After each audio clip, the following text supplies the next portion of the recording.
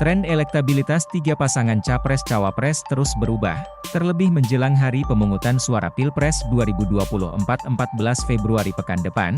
Beberapa lembaga survei merilis hasil riset terkait elektabilitas pasangan calon yang bertarung. Pergerakan elektabilitas para pasangan calon ini mulai terlihat, di mana suara Capres terkuat mulai disusul. Terbaru, elektabilitas pasangan Anies Baswedan, Muhaimin Iskandar mengalami lonjakan, menyusul pasangan Prabowo Subianto, Gibran Rakabuming yang masih berada di puncak. Simak selengkapnya di deretan hasil survei terbaru.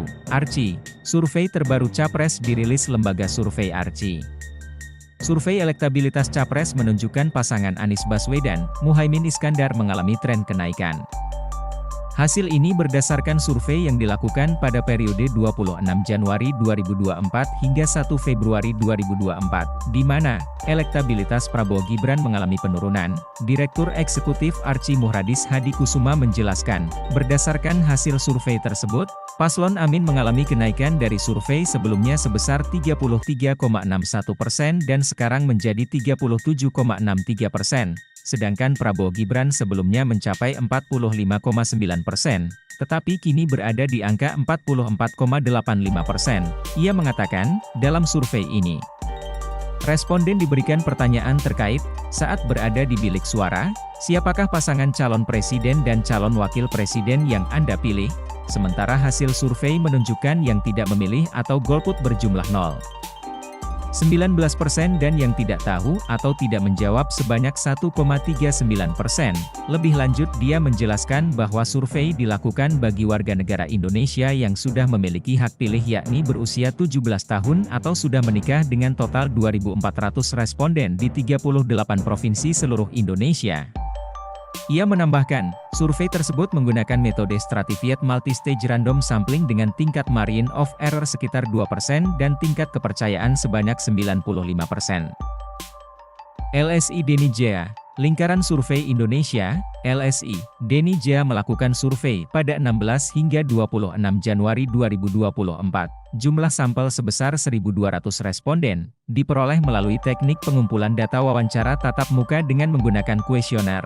Survei ini memiliki margin of error 2,9%.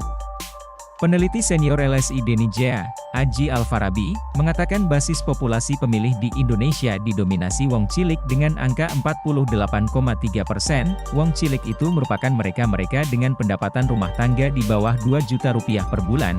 Berikut hasilnya, Prabowo Gibran 52,0%. Ganjar Mahfud 20,8%, Anies Muhaimin 18%, belum menentukan pilihan di segmen Wong Cilik ada 8%. SPIN, lembaga survei SPIN digelar pada 8 hingga 14 Januari 2024 dengan melibatkan 2.178 responden. Para responden dalam survei SPIN ini dipilih dengan metode multistage random sampling di 38 provinsi Indonesia. Survei dilakukan dengan direct interview menggunakan bantuan kuesioner dan margin of error survei 2,1% dengan tingkat kepercayaan 95%. Berikut hasilnya, Prabowo Gibran 50,9%, Ganjar Mahfud 23,5%, Anies Muhaimin 18,7%, tidak tahu atau tidak menjawab 6,9%. Lembaga Survei Skala Data Indonesia, SDI, merilis hasil survei nasional terkait elektabilitas pasangan calon presiden wakil presiden dan elektabilitas partai politik yang diselenggarakan di Jakarta Selatan.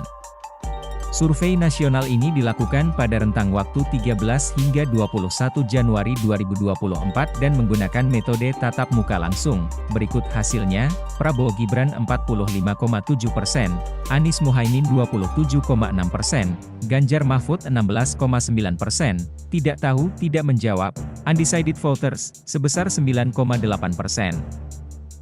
Download Tribun X sekarang. Menghadirkan lokal menjadi Indonesia.